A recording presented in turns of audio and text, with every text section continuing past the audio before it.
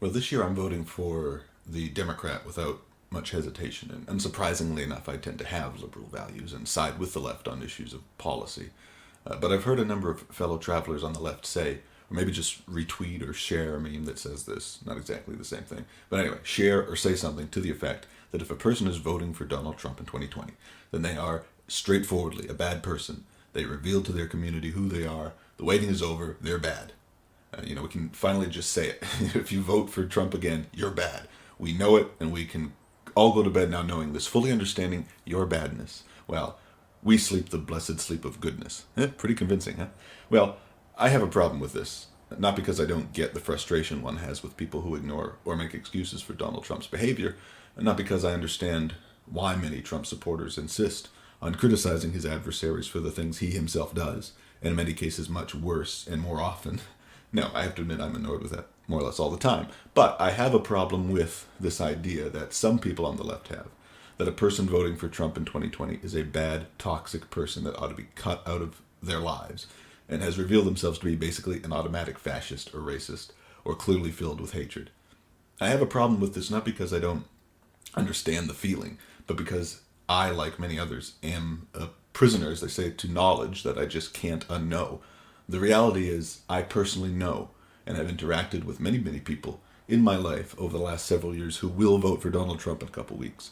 And yet I also know them to be people who are decent, hardworking, in many cases tolerant and open, independently minded, willing to help others, and I'm afraid I have to admit in some cases considerably more giving and thoughtful in their personal lives than I am. Okay?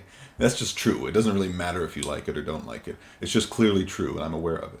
So my argument here is not that those of you who are considering or intending to vote for Donald Trump are somehow unworthy people who need to repent. I'm making the case that Donald Trump is likely not worthy of your vote. Now, this is not a one-of-a-kind problem in politics, so before you raise that objection, the both sides objection, both sides do it, so it's a wash, that kind of a thing. Let me just tell you where I'm heading with this. I don't aim to convince anyone that this is the first case of a voter being faced with voting for someone who's not worthy of them. This is kind of just a final effort in these last weeks to highlight to Republicans and some independent voters a few things which I think puts Donald Trump in the category that is uniquely dangerous. I think this first brings us to Biden and the left. I find that a Trump voter who might be honest about the moral and political shortcomings of their candidate will argue that, unfortunately for me, Biden is just as bad or worse than Trump. So, although they don't really like Trump that much, our crappy selection on the Democratic side has allowed them to more or less stay with their man. Now, this is, I admit, somewhat of a difficult argument to deal with because, first of all, it has to do with value judgments, and it's hard to argue with those. But it also just reminds me that the side I tend to agree with more often than not, the left, is absolutely guilty of excess and stupidity and hypocrisy as well. In fact, it should just be said outright. I mean, there is a fight in the Democratic Party happening already, really, but it's coming no matter what the results are in November. And Republicans may think they're alone in noticing some of the craziness of the left, but I assure you, you are not. It may be that your media doesn't politicize the internal arguments that are happening, but they are happening. I am well aware that there are aspects of woke culture which reaches absurdity. Okay, I probably don't agree with you about where the line is exactly, but I do agree it exists, and it gets crossed pretty often. I don't think street violence is a legitimate form of protest. I don't think looting is an honorable act. I think some statues should probably be taken down, but not by mobs. I think renaming schools that were named after George Washington, Abraham Lincoln, I think that's kind of a ridiculous waste of energy and time, especially in the midst of what we're dealing with in 2020. I don't think major social media companies should be suspending journalists' accounts on an ad hoc basis because they linked to a controversial article. I do recognize also that the media largely hates Trump and is biased against him, sometimes to the extent of self-parody, as long as you recognize that your media outlets do the exact mirror image of that. We are living in quite literally two different media worlds, and I would like to tell you that most of us liberals are not nearly as crazy as you're being told that we are.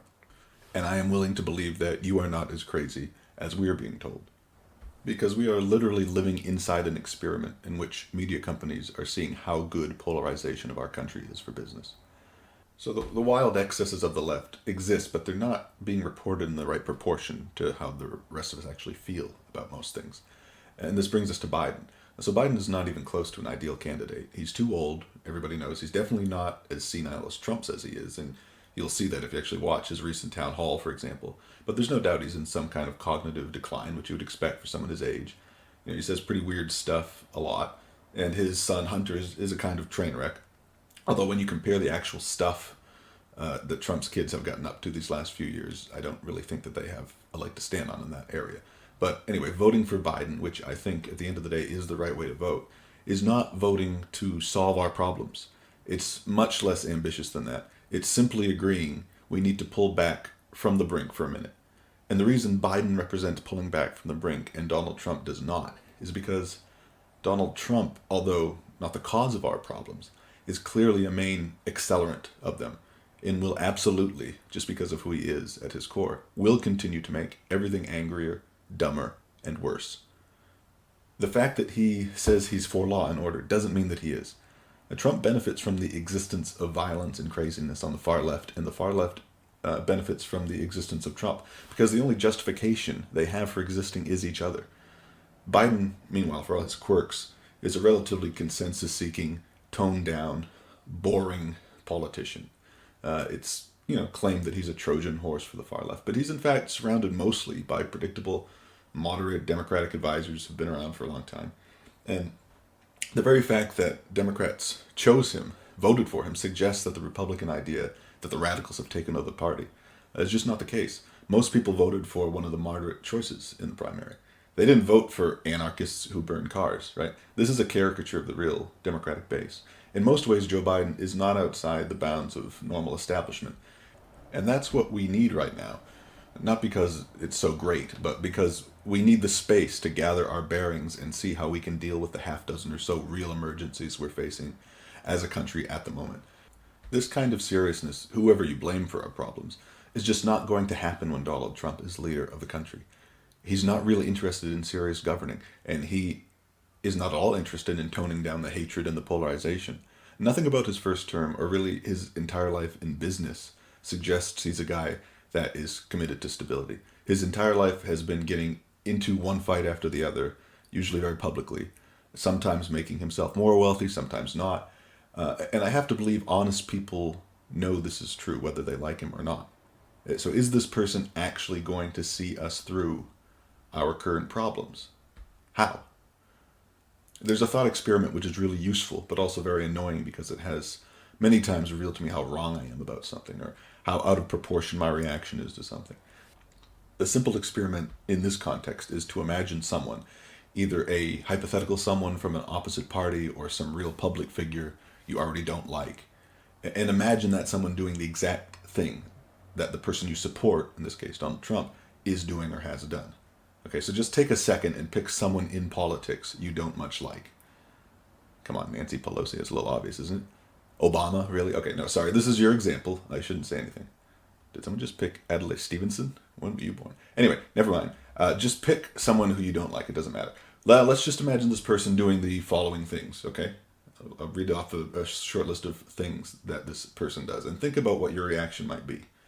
Okay? At a summit in a foreign country, this person shares a stage with their Russian adversary, and when they are asked about their own intelligence agency's evidence that Russia interfered in our elections, this person sides with the Russian president over their own agencies, publicly stating, quote, "President Putin says it's not Russia. I don't see any reason why it would be." How about this one? When asked about Ghislaine Maxwell, the right-hand woman and alleged accomplice of Jeffrey Epstein's serial sex crimes involving underage girls, this person, who hosted the couple many times at their club, said, "I wish her well, frankly." Now imagine this person's campaign chair and his deputy chair, their other campaign advisor, their first national security advisor, two of his personal attorneys, and their other campaign chair are among the many others in their administration and close orbit who have either been charged or convicted of federal crimes. How about this? Although claiming their tax returns were, quote, very big and, quote, beautiful, this person has refused for 4 years to release any of them. After investigating, a newspaper reveals they only paid $750 in 2016 and 2017 in federal income taxes. In the middle of the country's worst pandemic that any living person has experienced, it's revealed on tape and said privately that this person was briefed about the seriousness of the virus. how it is deadlier than our worst flus, and is spread more easily than expected. Yet in the following month, this person is publicly stating the exact opposite of what they know to the American people, that this virus is comparable to a regular flu. And this person is also recorded on tape admitting they played down the seriousness of the virus to avoid panic. After 200,000 Americans died of the virus, this person declares at a rally to a crowd that the virus, quote, affects virtually nobody. This person, the one you don't like, remember, while running for re-election during a pandemic, mocks their opponent for wearing a mask too often, and then a week later catches the virus at a partly indoor event they hosted, infecting dozens of high-ranking members of their own party, some of whom even end up in the ICU. Although constantly boasting of their big deal-making abilities, members of Congress in this person's own party complain, increasingly in public, how often they pointlessly sink important legislation due to lack of discipline and personal vendettas. This person is therefore forced to rely on executive orders, which are either only short-term powers or are easily suspended by the courts. So these are a handful of, honestly, hundreds of possible examples of things Donald Trump has actually done. And I've stuck to cases which are less matters of opinion and are more easily proven with, video, audio, or testimony. And so I asked the prospective Trump voter, when you imagine someone else doing these things, what do you think of them? Are these normal problems? Are these normal things to do? So I think if you want a president who's basically good at trolling his adversaries and making the other side crazy and perpetually outraged, and making the media hate him while taking up all the oxygen for other issues we face like healthcare or COVID or the real economy, making enormous promises he doesn't deliver on. In other words, if you really like the Donald Trump show and aren't sick of it yet, and aren't really concerned about how effective he is and how divided we've become, then honestly you probably should vote for Donald Trump, because he's definitely going to give you more of that if he wins. But if you genuinely are concerned about this country falling apart and putting on the brakes of this social unrest and the pandemic, which clearly played a huge role in the unrest, if you're willing to have a genuine conversation about our country's problems with police brutality and racism, without having a leader who constantly makes the issues about himself and how badly he's been treated, I'd ask you to consider voting against Donald Trump in 2020. He may be the person who can be counted on to stick his finger in your adversary's eye, but he's not the guy who's going to make the case for Republican values and offer substance, which is going to have to happen if we want to save our society. Why have his own former cabinet members, not critics, cabinet members he personally chose, in numbers, as far as I know, are unprecedented, said in conversations that either leaked or were in many cases intentionally leaked, which is almost certainly the case with his former chief of staff, John Kelly, or publicly said in speeches or in print, like with Generals McMaster and Mattis, Bolton, said that Trump is not fit for office and doesn't have the necessary temperament and doesn't have the necessary moral core. Why did Kelly apparently call him the most flawed person he's ever met? Are these people all just disgruntled former employees? Marines who have been to actual war? Did you find these people to be admirable and honest when they became part of the administration? If you did, then why don't you now? So my argument against voting for Trump ultimately can be just broken into four main parts. One, he misled the public on the single biggest issue of his presidency, the pandemic. Two, the closer the most respected and experienced public servants have gotten to his inner circle, the less confidence they have in his leadership. Not only true of Madison Kelly and others, but many of the other lower-level career public servants who have worked for administrations of both parties. Three, he has not shown the ability or the desire to bring the country together. He takes every cheap shot he can. He retweets the worst conspiratorial fringes of his base. And he only visits and extends his hand towards the states he won in 2016 or might win this year. And although he sometimes accurately describes the Washington establishment, the swamp's many faults, in almost every case his own conduct is worse.